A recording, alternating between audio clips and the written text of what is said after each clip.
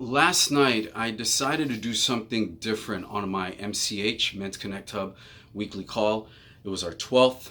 I started it fairly early on in the pandemic, and it was just a place for men to come connect and to be able to serve men with whatever challenges are coming up for them in the face of the pandemic, particularly around isolation and lack of connection and their health, taking care of their health and well-being, stuff like that. And men make commitments every week that will best serve them, and so they have to explore whatever that is. um, but last night I decided to do something different, and the week before I had opened up a space to talk about George Floyd and the protests that were coming up, all of the public outcry. Last night I decided to take it another level deeper. I got the idea only an hour and a half before the call from a client of mine. So I had a client session from 6 to 7 p.m. and then at 8 p.m. begins my weekly call. And my client gave me the idea of, because he did it with his company, with his employees, where it was a period of silence for 8 minutes and 45 seconds, because that's the approximate amount of time that the officer had his knee on George Floyd's neck. And I decided to take it a step deeper.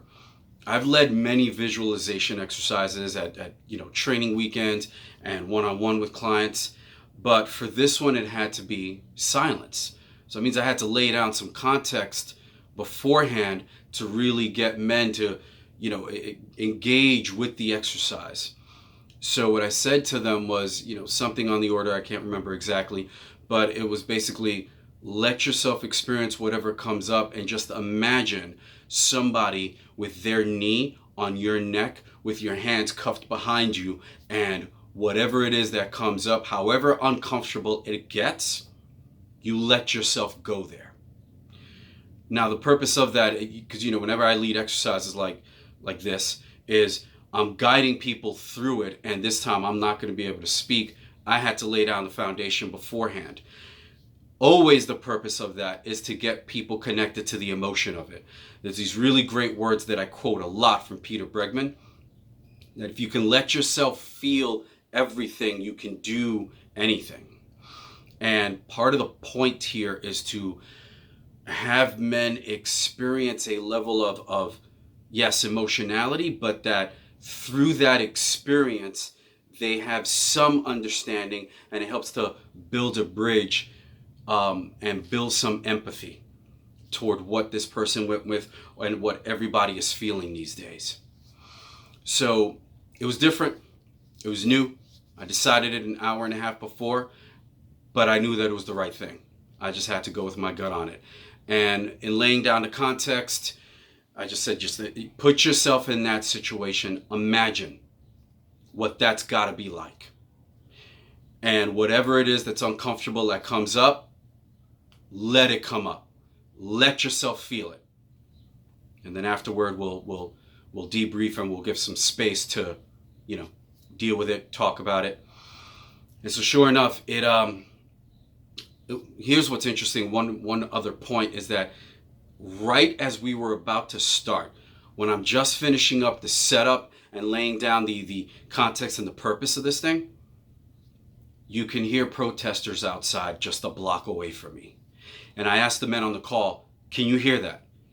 And they said yes, they were able to hear the protesters. The timing of it I just found to be really supportive of what it is that I'm setting up here and what I'm attempting to do. Because for me, it really is important. You can't explain certain things. Certain things have to be experienced. That even if you can't physically experience it, that if you can in some way emotionally experience it, emotionally connect with it, it changes things.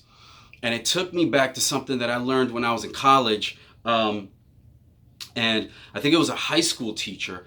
And I think I read this somewhere in an article. I can't remember, but I never forgot the exercise.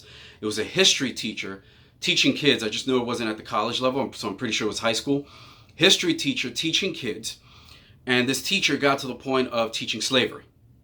So the teacher decided to take on this experiential exercise. I don't know if the teacher learned it from somewhere or if the teacher just came up with it, but the teacher decided to play an audio of slave masters or slavers coming in, and you can hear the rattling of chains, you can hear heavy footsteps, it sounds like it's on wood, and he had all the kids hide underneath their desks.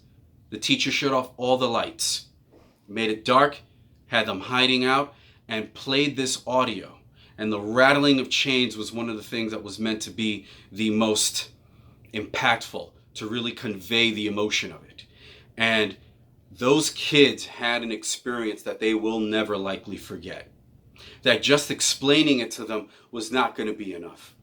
And I get it. That is how you build a bridge. That if you are to create any level of empathy toward a situation, that it is best done in an experience or some kind of emotional and passionate delivery. So that was my intention with it. 8 minutes, 45 seconds. We're all silent. Most of us closed our eyes. And at the end of it, we then began talking about it.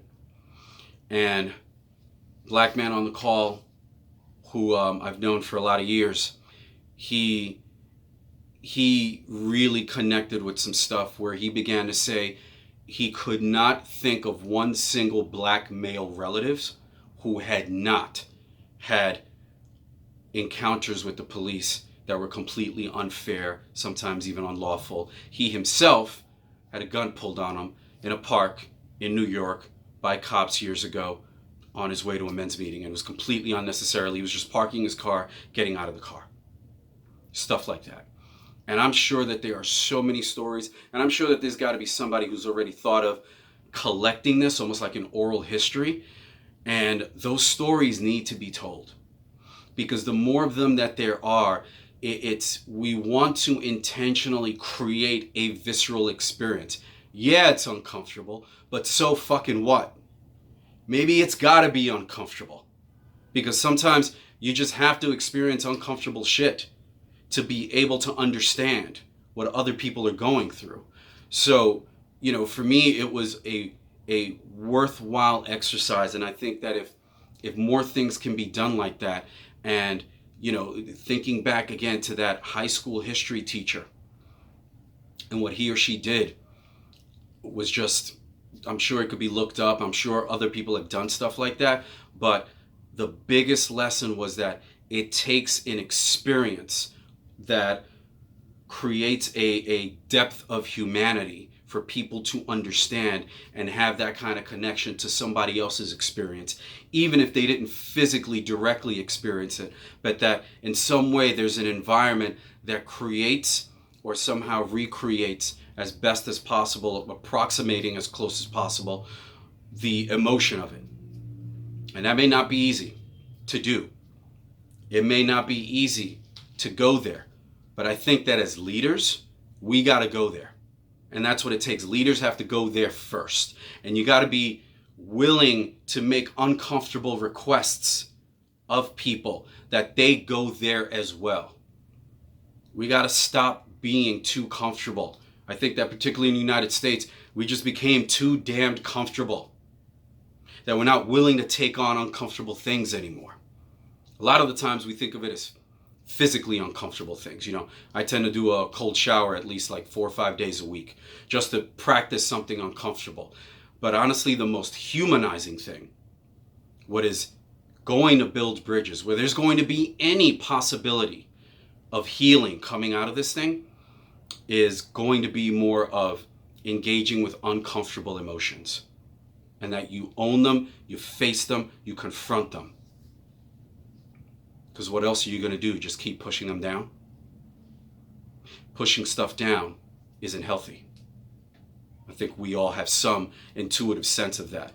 But it needs to be said. And I wanted to just provide this as an example of something that may be able to contribute in some way to get people understanding. It is not more intellectual understanding that we need. It's more empathetic understanding. And it takes a certain level of courage, moral courage even, to go there and to be willing to engage with that. But that is what was done to some extent in South Africa when apartheid fell apart, was dismantled. when Nelson Mandela and Archbishop Desmond Tutu came together, and that was their solution. I think we need to model that. Can't think of any other models in history. If any others exist, great, but that's the one model that just keeps sticking out for me. Thank you for listening. Hope you get something from this. Would love to hear from you, and thanks again.